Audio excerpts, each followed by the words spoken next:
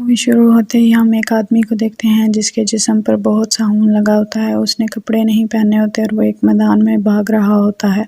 इतने में पीछे से बग्गी पर एक और आदमी आता है जिसने अपने मुंह पर मास्क पहना होता है। वो उस भागते हुए आदमी को शूट करता है। आदमी गिर जाता है लेकिन वो दोबारा उठकर भागने की कोशिश करता है, जिस पर मास्क वाला आदमी उस पर दोबारा गोली चलाता है तो आदमी ज़मीन पर गिर जाता है, जिस पर मास्क वाला आदमी उसके पास जाता है और वो उसको बंदूक दिखाता है, जिस पर आदमी उसकी बंदूक पकड़ लेता है। लेकिन मास्क वाला आदमी अपनी एक चाकू निकाल कर उसका वो हाथ काट देता है और रस्सी से उसको बांधकर अपनी बग्गी के साथ बांध लेता है और उसको खींचकर वापस ले जाता है। इसके बाद हम एलिसन को एक दुकान में देखते हैं जो अपने लिए वेडिंग ड्रेस चूज़ कर रही होती है। इसी दौरान पर्दे के पीछे से क्रिस आता है और उसने अपने मुंह पर बहुत खौफनाक मास्क पहना होता है, जिसको देखकर एलिसन डर जाती है।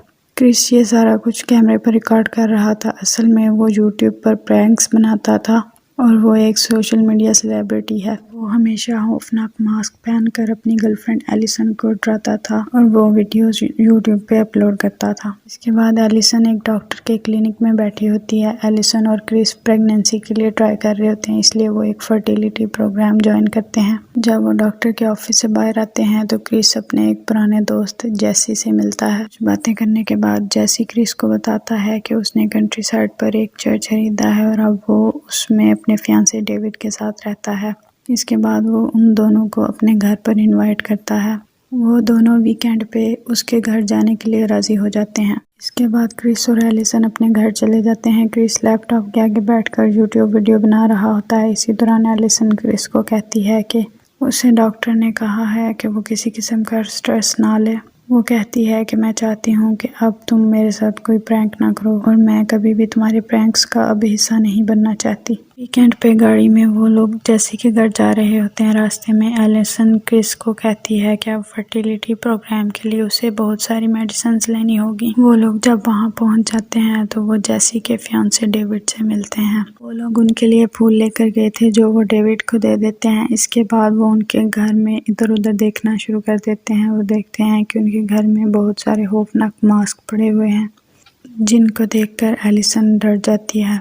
ड्रिंक्स पीने के बाद डेविड उनको एक कमरा दिखाता है जिसमें वो ठहरने वाले थे। वो उन्हें कहता है जब खाना तैयार हो जाएगा तो मैं आप लोगों को बुला लूँगा। जब वो कमरे से चला जाता है तो एलिसन क्रिस को कहती है कि मुझे ये जगह ठीक नहीं लग रही। उन खौफनाक मास्क को देखकर मेरा दिल घबरा रहा है।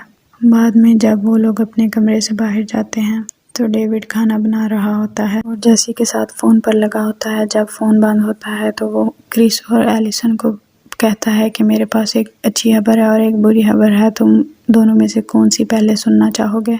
तो क्रिस कहता है पहले बुरी खबर सुना दो। तो डेविड उन्हें बताता है कि जेसी की फ़्लाइट मिस हो गई है और वो सुबह 9 बजे से पहले नहीं आ सकता। और अच्छी खबर ये है कि खाना तैयार हो गया है। खाना खाने के बाद वो लोग बहुत इंजॉय करते हैं और इसी में आधी रात हो जाती है। डेविड उनको चाय बना कर देता है। उन्हें कहता है ये चाय बहुत मज़ेदार है। वो लोग वो चाय पीते हैं। उसको पीने के बाद उनको अजीब सा फील होना शुरू हो जाता है। डेविड भी सोफे पर लेट कर सो जाता है। एलिसन वहाँ खड़ी होती है तो उसे लगता है वहाँ पर कोई है। उसे लगता है कि वो क्रिस है, लेकिन क्रिस दूसरी तरफ से जब आता है तो वो डर जाती है। वो इसे कहती है कि मुझे लगा कि तुम वहाँ छुपे हुए हो। इसके बाद वो दोनों अपने कमरे में जाकर सो जाते हैं। सोने के कुछ देर बाद एलिसन उठती है और बाथरूम में जाकर बाथटब में पानी भरकर वहाँ पर बैठ जाती है। कुछ देर बाद बाथरूम का दरवाज़ा खुलता है तो वहाँ पर एलिसन खड़ी होती है और बाथटब में कोई अजीब सा इंसान बैठा हुआ होता है, जिसको देखकर वो डर जाती है। वो जल्दी से वापस कमरे में आती है और क्रिस को उठाने की कोशिश करती है, लेकिन क्रिस बेड पर नहीं होता। उसके बाद वो हॉल में जाती है और उसे वहाँ पर वही अजीब इंसान नजर आता है। वो अपनी ताकत से एलिसन को हवा में उड़ाता है और अपनी तरफ खींचकर उसको बेसमेंट में ले जाता है। इसके बाद हम क्रिस को देखते हैं। वो उसी बिस्तर पर लेटा हुआ था। उसके सर में दर्द होती है तो वो नींद से उठ जाता है। पानी पीने के बाद वो हॉल में जाकर एलिसन और डेविड को आवाज़ देता है, लेकिन घर में कोई भी नहीं होता। इसके बाद वो लाइट ऑन करने की कोशिश करता है, लेकिन लाइट भी ऑन नहीं होती, जिसका मतलब ये था कि घर में बिजली नहीं थी। सुबह हो चुकी थी और बाहर बर्फ़ भी गिर रही थी। क्रिस खिड़की से बाहर देखता है तो बाहर एलिसन खड़ी होती है और उसने कपड़े नहीं पहने होते। क्रिस जल्दी से बाहर जाता है और जो चादर उसने अपने ऊपर ली हुई थी वो एलिसन पर देता है और उसे उठाकर घर में ले आता है। जब वो घर के अंदर आ जाते हैं तो क्रिस उससे पूछता है कि तुम बाहर क्या कर रही थी, जिस पर वो रोना शुरू कर देती है। वो उसे कहती है ये घर ठीक नहीं, मुझे यहाँ पर सेफ नहीं फील हो रहा, हमें यहाँ से चलना चाहिए। वो क्रिस से पूछती है कि हमें यहाँ आए हुए कितनी देर हो गई है, जिस पर क्रिस कहता है कि 10 या 12 घंटे हो गए हैं शायद।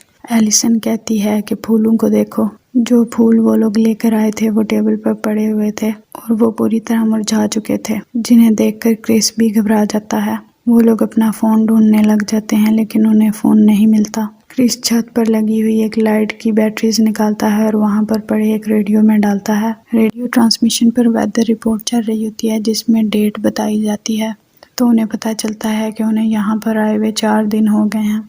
वो लोग बहुत घबरा जाते हैं। एलिसन कहती है कि हमें यहाँ से चलना चाहिए। वो उससे पूछती है कि तुम्हारे पास गाड़ी की चाबियाँ हैं, तो वो कहता है हाँ हैं।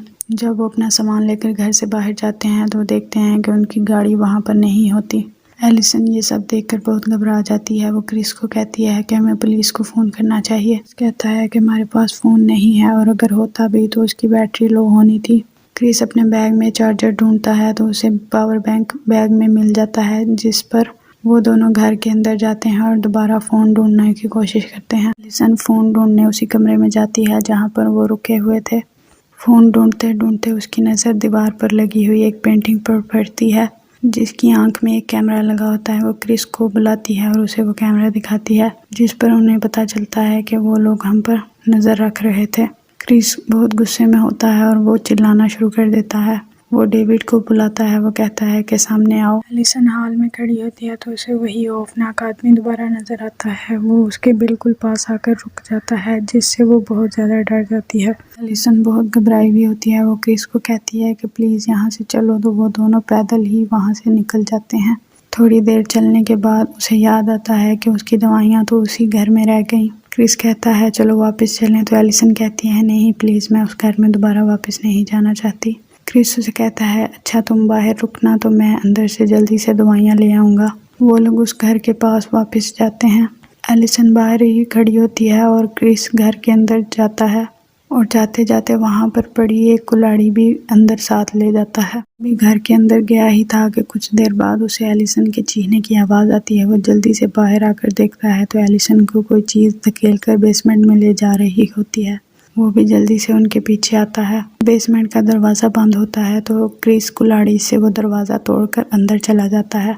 जब वो अंदर जाता है तो उन्हें वहाँ पर एक कंप्यूटर नज़र आता है, जिस पर उन सारे कैमरास की फुटेज थी जो घर में लगे हुए थे, और वो सारी वीडियो एक डार्क वेबसाइट पे अपलोड हो रही थी। और जो आदमी मूवी के स्टार्ट में हमने देखा था जिसने मास्क पहना हुआ था, वही इस सारी वेबसाइट को चला रहा था। वो वीडियोस देखते हैं तो उन्हें पता चलता है कि उस आदमी ने उनको ड्रग्स के इंजेक्शन लगाए थे, और उन्हें पता चलता है कि जैसी को भी उसी आदमी ने बांध कर वहाँ पर रखा हुआ है। जब वो पर्दे के पीछे देखते हैं तो उन्हें वहाँ जैसी नज़र आता है।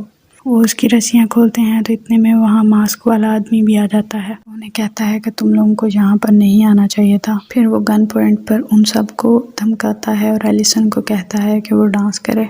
एलिसन गन के डर से डांस करती है, जिसके बाद वो उसे कहता है कि मुझे अब नई हीरोइन मिल गई है, इसलिए मुझे अब बाकी दोनों की ज़रूरत नहीं। ये कहकर वो जैसी को गोली मार देता है। क्रिस उस आदमी पर हमला करने की कोशिश करता है तो वो आदमी चाकू से क्रिस को भी मार देता है। सन बेसमेंट से निकलकर बाहर भागना शुरू कर देती है। वो वहाँ पर बने एक लकड़ी के फेंस के पीछे जाकर छुप जाती है, लेकिन मास्क वाला आदमी आ जाता है और वो एलिसन को शूट करता है और एलिसन को बाजू पर गोली लग जाती है। इसके बाद वो भागती हुई वहाँ पर एक गोदाम होता है, उसमें जाकर छुप जाती है। पिछले दरवाजे से बाहर निकलती है तो वो देखती है कि वहाँ पर खाली मैदान है और छुपने की कोई जगह नहीं, इसलिए वो वापस आकर गोदाम में ही छुप जाती है। वो आदमी जब अंदर आता है तो वो पिछला दरवाज़ा खोलकर देखता है तो उसे वहाँ पर खून के कतरे नज़र आते हैं। उसे लगता है कि एलिसन मैदान में भाग रही होगी। वो अपनी बगी के ऊपर से कपड़ा उठाता है और उसे स्टार्ट कर देता है। एलिसन पीछे से आ जाती है और एक बड़ा सा कांटा उसके सर में मार देती है और जल्दी से उसकी बगी पर बैठकर वहाँ से भाग जाती है। जैसे वो आदमी एक कील की मदद से वो कांटा अपने सर से निकाल लेता है और अपनी बंदूक उठाकर उस पर निशाना लगाता है। वो गोली चलाता है तो एलिसन को गोली लग जाती है, जिस पर वो बहुत खुश होता है और उस जगह पर जाता है जहां एलिसन गिरी हुई थी। उसे लगता है कि एलिसन मर चुकी है, लेकिन एलिसन मरती नहीं। कांटा लगने पर उसका मास्क उतर गया था। वो मास्क पहनकर कैमरे के सामने जाता है और अपनी वेबसाइट की ऑडियंस से बात कर रहा होता है कि इतने में पीछे से एलिसन आती है। वो एक बेल्ट लेकर उस आदमी के गले के गिर्द बांध देती है और उसका सांस घुटना शुरू कर देती है। वो खुद को छुड़ाने की बहुत कोशिश करता है, लेकिन सांस ज़्यादा देर बंद होने की वजह से उसकी मौत हो जाती है। जब वो आदमी मर जाता है तो एलिसन भी वहीं गिर जाती है। के बाद हमें दोबारा वही सीन दिखाया जाता है जहां जैसी क्रिस से मिला था। हमें पता चलता है कि जो आदमी डेविड बनकर एलिस और क्रिस से मिला था वही वो मास्क वाला आदमी है और वो उस क्लिनिक में बैठकर उनकी बातें सुन रहा था और इसके बाद उसने ये सारा काम प्लान किया था और इसी पर मूवी का एंड हो जाता है।